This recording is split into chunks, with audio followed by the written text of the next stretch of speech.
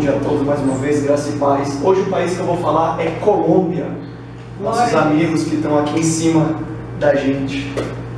A Colômbia é um país que está situado ao noroeste da América Latina. Ela fica ali entre a Venezuela, Equador, Peru e a gente, né, aqui no Brasil. Ela faz fronteira com esses países. Prometo que eu não vou me alongar muito por causa do horário do almoço, tá, gente? A bandeira deles é bem interessante, ela se assemelha também com a bandeira da Venezuela e do Equador, com algumas variações. A gente pode ver a cor amarela, azul e vermelha, que cada uma tem um significado. Vamos. Em 1861 foi quando ela foi declarada a bandeira oficial do país. Então as cores, a amarela, ela representa sua territorialidade, as riquezas naturais, como o ouro, que eles têm bastante. O azul é o mar, pela extensão costeira que eles têm. É o mar que banha, no caso o Pacífico, o mar do Caribe. E o vermelho é o sangue dos mártires que tiveram para a revolução do país. Como eu falei, ela se assemelha com a bandeira da Venezuela, que é a primeira, e a segunda do Equador. Então é bem parecida. O interessante é que ela tem essa proporção 2:3. Vocês podem ver que as bandeiras não é simétrica, as faixas. O amarelo é um pouquinho maior. Próximo. O brasão de armas deles é bem interessante. O brasão foi declarado oficial em 1834. Ele tem a ave principal, que é o côndor, que é a ave originária lá da Colômbia. Eles têm como lema liberdade e ordem, que a gente consegue ver bem aqui nessa faixa. É interessante que ela é dividida em 3 partes. A primeira, que tem uma romã, que significa a riqueza deles, a prata e o ouro, que a gente consegue ver aqui. Lembrando também que a Colômbia é um país agrícola, então eles exportam muita coisa de cunho agrícola e a riqueza do país. Aqui a gente tem uma barrentina, que quer dizer, era com gol vermelho, que devido à situação lá atrás de marxismo, socialismo, que ainda existe um pouco de socialismo no país, juntamente com o Canal do Panamá, que em 1903 pertencia à Colômbia. Então a gente vai ver mais na frente, houve o tratado e acabou dividindo. O Panamá foi comprado pelos Estados Unidos da Colômbia. E aqui a gente consegue ver a divisão entre dois mares, como eu acabei de falar, no caso o mar Caribenho e o mar do Oceano Pacífico. A história deles é um pouco grande, eu condensei em 5 pontos principais. Pode passando mais um, ok? Aqui o período pré-colonial e colonial, obviamente a gente sabe, com espanhóis, portugueses chegando aqui na nossa América Latina. É bacana que o povo colombiano tem data de 20 mil anos atrás, então é muito antigo. Chega próximo ali da parte dos ameríndios, que a gente vai ver logo em seguida. Essa batalha aqui em questão, está até em negrito, 1533, é a batalha em Cartagena, que foi onde ela começou ali toda a situação, a demonstração de Nova Granada. Então isso é bem importante, esse momento aí em 1533. 1538, foi quando Bogotá se tornou realmente a capital. Então é importante. Segundo ponto, a gente tem a independência, o republicanismo.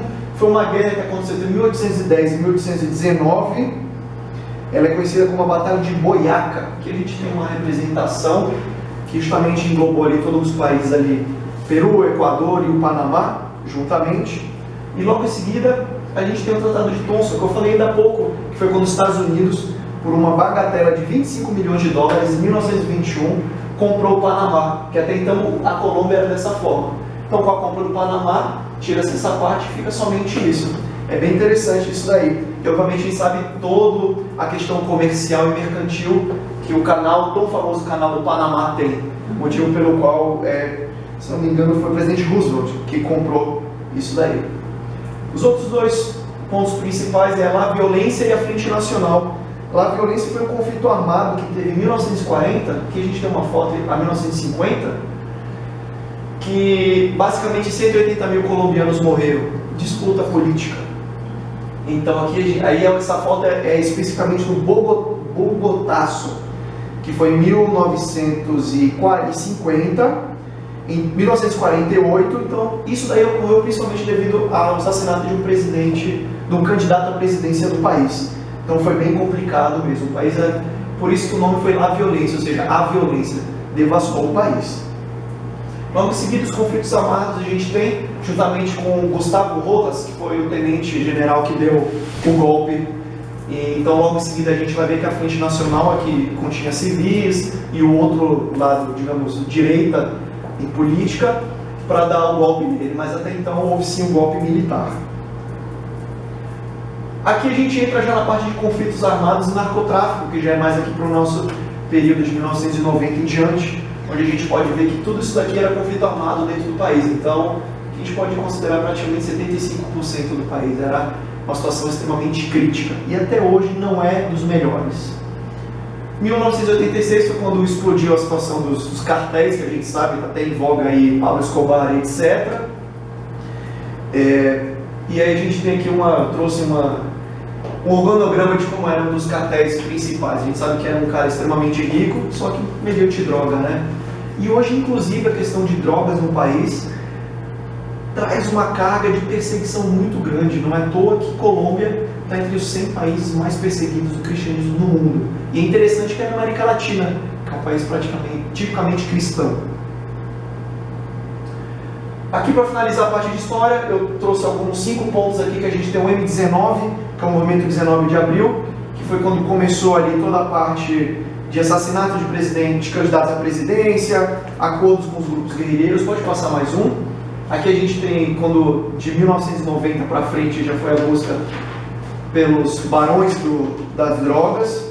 Em 1994, interessante, o país foi declarado em estado de emergência, ou seja, por causa das drogas. Aqui a gente tem um grupo guerrilheiro FARC, com seus 2 principais mandantes, um morreu e outro foi capturado. Em 2004, ele foi morto. Tirofirro, acho que é essa, ou seja, era o tiro certo o nome dele. Era tão bom que o apelido dele era tiro certo. Ele morreu, foi assassinado, porém houve sim um acordo de paz, só que não é uma paz velada. Atualmente ainda assim existem problemas muito grandes com o narcotráfico e a FARC, querendo sempre tomar o país. A FARC é um dos principais perseguidores dos cristãos, principalmente no meio rural. A gente vai ver logo lá na frente. Capital é Bogotá, semelhante a Brasília. Mais um, por favor. Ela está bem no centro do país, questões de política e de militarismo. Hoje a sua área gira em torno de 1.138.000 km². A língua principal é o espanhol e o castelhano, que é basicamente a mesma coisa. É interessante falar que o espanhol e o castelhano, no caso a Colômbia, é o 4º país que mais fala essa língua no mundo, perdendo apenas para os Estados Unidos, o México e a Espanha. Existem outras línguas sim que são muito faladas, como o catalão, línguas indígenas, língua crioula e o palenquero, que é uma língua específica indígena, mas também é muito falada, por isso que ela tem esse destaque. A população, ela gira em torno de 47 milhões de habitantes. Pode passar. E a gente consegue ver que o aglomerado é mais próximo da parte costeira, saindo do meio rural. Hoje é o 3º país mais populoso da América Latina. A densidade é em torno de 41,5 habitantes por quilômetro quadrado, ou seja, é pouca coisa comparado com o Brasil, que quase 200, 300. Só que o interessante é que, apesar do IDH ser 0,71 quase elevado, eles ainda têm sim muita pobreza, muito problema de saneamento, infraestrutura de um modo geral. É interessante também, como eu falei, que a gente consegue ver aqui que o país tem um deslocamento muito grande para a área da costeira, saindo do meio rural. É um país considerado com maior taxa de deslocamento interno do mundo, ou seja, algo em torno de 4,3 milhões, ou seja, quase 10% aí da população se desloca do meio rural para o meio urbano. Colômbia é dividida em 32 departamentos, sendo um que é o Distrito Federal, que é a capital, ou seja, os nossos estados, lá eles falam como departamento. Próximo. Geografia e clima. É interessante que a Colômbia está situada no Anel de Fogo. O que é Anel de Fogo? Se a gente pode ver, ela vai ali do pedacinho da Papua Nova Guiné, perto da Austrália, passando ali pela Ásia, Japão, Coreia, chegando aqui no Brasil, um pedacinho ali dos Estados Unidos também. Ou seja, é o local que mais tem erupções vulcânicas e terremotos no mundo. Então é bem interessante, o pedaço aí da América Latina está nesse círculo de fogo. Colômbia é composta por grandes cordilheiras, imagens belíssimas que a gente pode ver. Praias também belíssimas, como Cartagena, que é extremamente explorado a nível de turismo. E floresta amazônica, sim, ela também tem a floresta amazônica, ela está situada, como a gente viu lá em cima, próximo do Brasil, pegando ali a parte da nossa floresta amazônica. É um país tropical, ou seja, tem altas temperaturas, no inverno também faz frio, e é bacana que no verão ela é extremamente seca. Então é bem interessante o país. Opa, passou um. Ok. Etnias. É interessante de falar, como eu falei ainda há pouco, que basicamente a gente tem mestiços e brancos, 84% da população, 10% é considerado mulatos, raizal e palenqueiro, que é aquela outra idioma que eu falei que tem esse destaque, ou seja, 10%. Restantes são ameríndios e não especificado. Não especificado chega a entrar um pouquinho de pessoas que têm a cidadania colombiana, mas entra nessa parte aí. Mas basicamente é a população entre mestiços e índios. É uma política parecida com o Brasil, com o presidente, que é o chefe do Poder Executivo, que é o chefe de Estado e é o chefe de governo. Esse rapazinho que está na foto, ele é o Juan Manuel, ele é o ex-ministro da Defesa. Como o mandato dele, mais um, é de 4 anos, é voto popular também, ele só tem direito a um mandato extra, ou seja, é igual o Brasil. Ele, no caso, sucedeu o Uribe, que é o que vinha anteriormente dele, que é do mesmo político, o mesmo partido político. Isso, obrigado. Próximo. E aqui é o brasão da independência deles, que engloba o brasão das armas. Economia. O PIB deles gira em torno de 378 bilhões de dólares, não é muita coisa comparado com o país da América Latina. A moeda deles é essa moeda. É engraçado que a história da moeda, eles não têm mais a nota de 10 mil, porque era a nota que era mais falsificada. Eles têm a de 50 mil, a de 200 e a de 100 mil. A de 10 mil eles não têm, que era a nota mais falsificada. E é interessante que a moeda, que é o peso colombiano, juntamente com o peso chileno, essas são as moedas mais desvalorizadas da América Latina. Ou seja, $1 equivale a 1.800 pesos. É bem interessante. Comparado, eu vi uma comparação com o peso chileno, é praticamente 100 mil pesos, dá para comprar um Big Mac. Então é uma coisa absurda, ou seja, bem baratinho com a nossa moeda viajar para lá. É verdade. Exatamente. Já que eu falei isso, é interessante falar que, como lá no início, ele tem grandes riquezas naturais, como principalmente carvão, ouro e esmeraldas. É um dos países que mais exportam esmeraldas do mundo, perdendo somente ali para a África. Flores também, 70% das flores vendidas nos Estados Unidos vêm da Colômbia, tanto que era de flores. E o turismo, como eu já falei, pelas suas belíssimas praias, aqui é Santo André, não é Cartagena, mas é uma das ilhas que fazem ali parte. É bem interessante, essa mina de carvão, uma das maiores da América Latina em operação, é El Cerejón, o nome dela. Então é bem bacana que realmente a diversidade ali, turismo, flores, recursos naturais é bem forte e ajuda no desenvolvimento do país. Saúde é algo bem preocupante. A expectativa de vida deles é 72 anos de idade, sendo que 2% da população não atinge 5 anos de idade e 9% chega aos 40 anos. Então é bem complicado. Não é à toa que, como Médicos Sem Fronteiras, mais um, por favor, e a Cruz Vermelha, atuando principalmente com a parte militar, tem esse apelo muito forte para ajudar na sociedade, na saúde da sociedade. A reforma de 1933 que eu coloquei ali, é interessante que depois dessa data é obrigatório toda empresa a ter plano de saúde para os seus empregados. O empregado contribui com uma parte e a empresa com outra, então isso é obrigatório. 100% das empresas têm. Isso ajudou em muito, melhorou muito, mas ainda assim o setor de saúde é muito precário. Não é à toa que a corrupção é muito forte lá também. Educação. A educação é bem semelhante com o Brasil também. Educação formal, ou seja, ensino fundamental, ensino médio, é igual aqui, tem as 3 primeiros graus, os 9, que como se fosse o nosso ensino médio aqui também, e o ensino superior, que vem logo em seguida. É muito forte as cidades universitárias, ou seja, 70% das universidades são privadas e são conglomeradas dessas universidades universitárias. Essa daqui é a Faculdade de Minas, Universidade Nacional da Colômbia em Medellín. Ou seja, aqui já é uma universidade pública. É muito pouca, mas elas existem ainda. É interessante aqui, o país não tem um desenvolvimento muito forte em tecnologia, porém, ainda assim acredita-se no desenvolvimento deles. Essas 4 principais, como a Claro que a gente tem no Brasil, apostaram no país e hoje praticamente 103% da população tem telefone. Como 103%? Ou seja, as pessoas têm mais telefone do que pessoas no país. Bem parecido com o Brasil, mas lá 100% no mínimo tem telefone. Então eles existem, eles apostam muito nessa questão. Religião, que ficou um pouquinho pequeno, mas vamos lá. O país é um país, como todo o país da América Latina, principalmente cristão, sendo muito forte o catolicismo, com 85%. O protestantismo vem crescendo nos últimos 10 anos, de algo em torno de 10%. Depois a gente tem religiões indígenas, o judaísmo, hinduísmo, o islamismo e o budismo. Tudo nessa faixa de 1%. Tem 60% de todo esse 100% que a gente viu aqui não praticam a sua fé. Ou seja, nós somos católicos, somos protestantes, mas não praticamos a fé. Uma coisa bem interessante, visto como em muitos países da Europa. Professam uma fé, mas acabam não realmente realizando ela. Pode passar mais um? A Constituição de 1991, a partir desse momento, é que tornou um Estado laico a Colômbia, que até então a religião oficial do país era o catolicismo.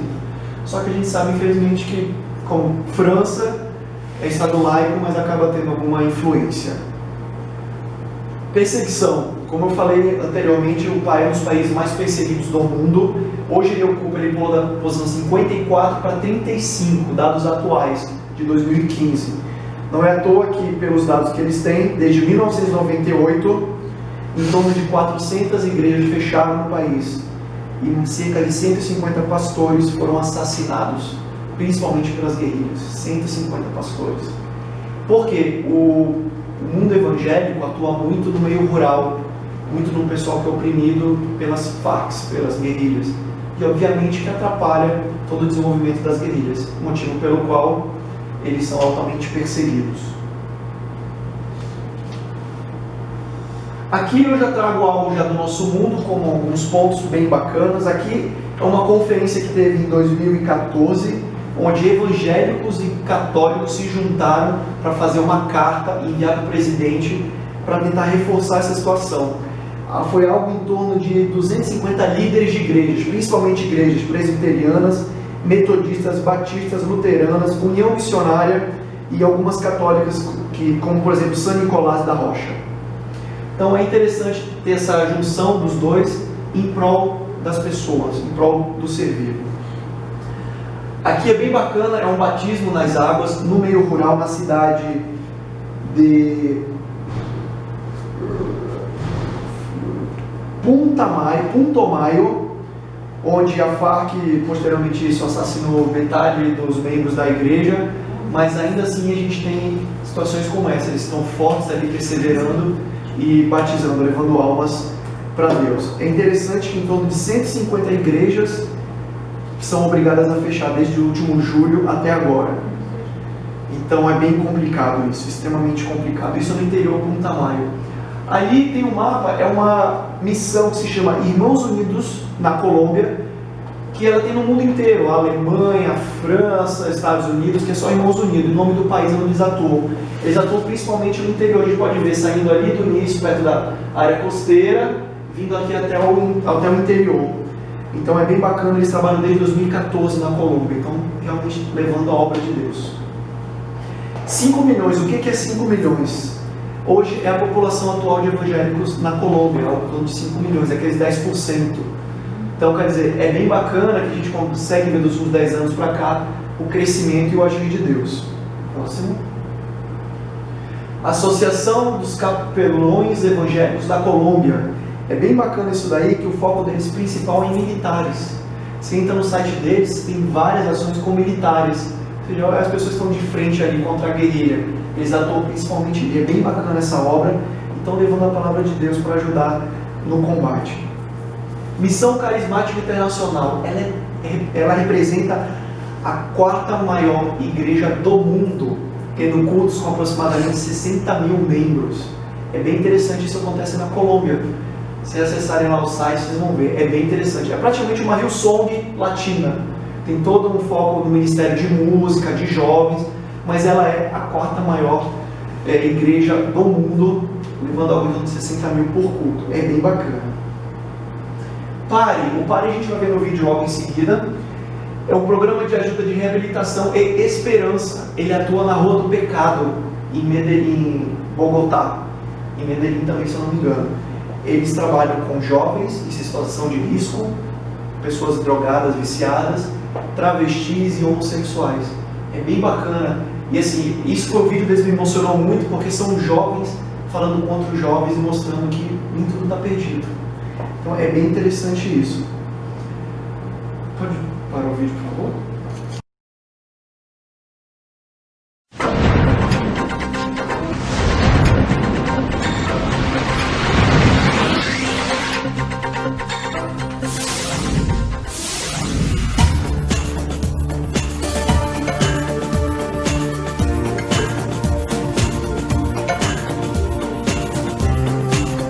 Colômbia. Como vivem as crianças deste pequeno país da América Latina, onde há drogas e guerrilha? O que os missionários batistas brasileiros estão fazendo para melhorar a vida delas é o que você vai ver agora. Conhecido pelas ações das Farc, esse país é um dos mais violentos da Terra. Segundo a Unicef, 14 mil crianças estão arroladas nesses grupos armados. 15% delas são meninas. Desse total, 80% fazem parte de forças rebeldes. Através da alfabetização, a esperança tem chegado a milhares de crianças colombianas que participam do PEP, Programa de Educação Pré-Escolar. Coordenado pelas missionárias Ana Lloyd Soares Leão e Carmen Lígia Ferreira de Andrade, quando em 2006 foi implantado no país, o PEP tem hoje 18 unidades funcionando em 9 cidades colombianas. Hoje, as prisões da América Latina estão com uma superlotação. Gente por cima de gente, sem lugar, e daqui a 20 anos essas crianças que estão sendo atendidas pelas igrejas, elas serão cidadãos de bem, serão profissionais, serão pastores, missionários, serão úteis para a sociedade. O PEP significa um avanço muito grande quanto à educação do meu filho e nos dá mais tempo para o trabalho e para a família. O PEP é uma grande contribuição que vocês fazem para a educação. No país, desde janeiro de 2007, a família Abreu treina líderes e implanta uma igreja no bairro Paraíso, na periferia de Cartagena. O PEP é uma das estratégias utilizadas. Veja como é o trabalho da missionária Evangelene, que dirige 7 PEPs na cidade de Cartagena, alcançando mais de 130 crianças. Ao oferecer para essa criança um lugar seguro, cercado de amor, de preocupação, por essa criança, pelo bem-estar dessa criança, as famílias gostam dessa atitude dos missionários educadores, automaticamente os lares são abertos para que nós possamos então entrar com a palavra de Deus e realmente tem sido uma bênção. Crianças maltratadas, abandonadas, vítimas de pais alcoólatras, são alguns dos casos enfrentados, como Jordano, um menino que foi rejeitado por várias escolas por causa de seu comportamento agressivo. E agora tem visto a sua história mudar através do PEP. Nós começamos então a apresentar o Jordano diante do Senhor em oração, para que o Senhor acalmasse o coraçãozinho dele. As missionárias Carmen Lígia e Ana Lloyd trabalham na implantação e treinamento dos PEPs como uma grande ferramenta na evangelização da Colômbia. O PEP, ele trabalha com crianças que são entre 4 e 6 anos, trabalha com a igreja local. Cada igreja que quer começar um PEP, que quer atingir a comunidade que está ao redor da igreja, ele então reúne de 20 crianças, máximo 20 crianças cada PEP, e começa a trabalhar com essa criança que está em situação de alto risco. Então, no ano, a igreja está evangelizando 20 crianças, 40 pais, 80 avós, uma quantidade grande de irmãos, de sobrinhos, e aí vai. A Colômbia ocupa o 2º lugar em taxa de homicídio juvenil. Isto significa que um jovem latino-americano tem 30 vezes mais chance de ser morto que um jovem europeu. O atendimento às famílias é imprescindível nesse contexto. Tornar o projeto reconhecido pelo Ministério de Educação e Cultura e visitar as famílias dos alunos e evangelizá-las são algumas das metas para o PEP. O alvo para 2010 é chegar a 50 PEPs em toda a Colômbia. Essas crianças não estão na escola, então ficam na rua, ficam com um vizinho e se perdem na prostituição, se perdem pela pedofilia. E o que nós estamos fazendo? E isso tem sido muito importante para as igrejas que têm abraçado esse projeto aqui na Colômbia. Isso é fazer missões. Jesus fazia dessa forma. Nós não estamos fazendo nada extraordinário, nada fora do normal. Simplesmente imitando a Jesus.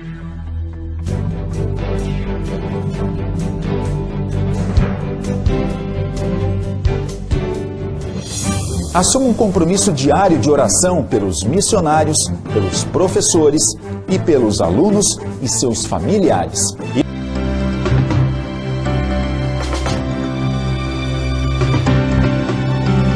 Faço tudo isso por causa do Evangelho, para também ser participante dele.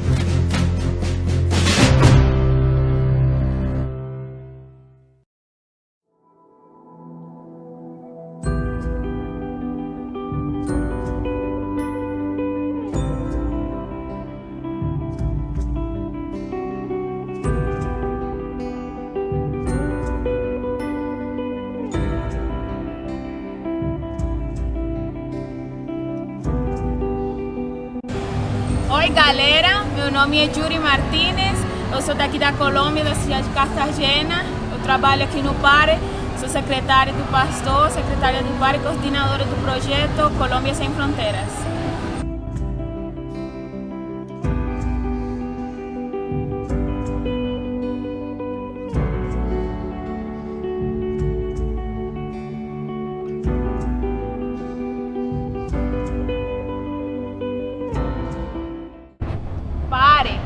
Programa de Ajuda, Reabilitação e Esperança. A gente está ubicado em Antioquia, que é o departamento, Medellín, a cidade em Colômbia. A gente está ubicado especificamente na Rua do Pecado. Por que a Rua do Pecado? Porque aqui a realidade é ver jovens entre 15 e 25 anos se drogar, se prostituir, no travestismo.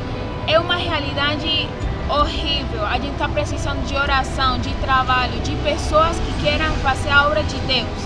No PARE a gente tem 16 internos que já fizeram um processo de pré-internação, um processo de reabilitação e agora eles moram aqui com a gente. O que o PARE fez aqui? A gente dá para eles esperança, dá amor, dá um abraço, dá comida para eles, porque eles ficam com fome o dia todo. Por quê? Porque eles querem se drogar. O que a gente faz? Tem um culto com eles, a gente louva a Deus com eles, a gente lê a Bíblia, a palavra, ensina para eles a palavra de Deus, que é a palavra que vai libertar a vida deles.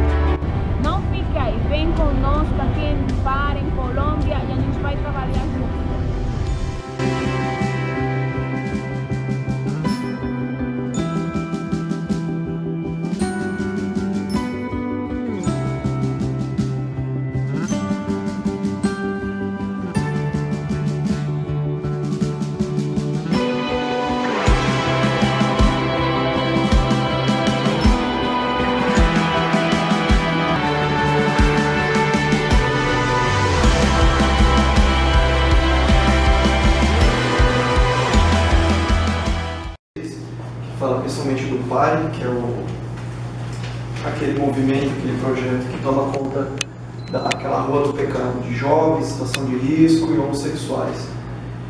Vamos orar principalmente pela pobreza no país, pelos traficantes, pelas guerrilhas que vão atrás, que perseguem os cristãos, pelas crianças que são recrutadas para o tráfico, pelas meninas que são sequestradas para a situação de escravos sexuais também. Ou seja, é um país que precisa extremamente de Deus. Senhor Deus, obrigado, Pai, que o Senhor trouxe, Pai, mostrando que são nossos irmãos que estão aqui ao lado e que precisam cada vez mais de Ti. Nós te pedimos, Pai, intercede por aquele país, abençoa, Pai, aqueles missionários que estão lá, que precisam cada vez mais da Tua proteção, Pai. Ajuda, Senhor, essas crianças, que elas não sejam enredadas pelas coisas do mundo, para que elas saiam do Teu caminho, Deus. Ajuda essas crianças. Abençoa também, Pai, os militares que vão brigar, que vão guerrear contra os guerrilheiros que querem matar cada vez mais cristãos, ó Deus. Senhor, eu sei que está tudo sob o Teu controle. Eu te louvo e te agradeço porque o Senhor vai agir grandemente também naquele país. Abençoa os missionários, em nome de Jesus.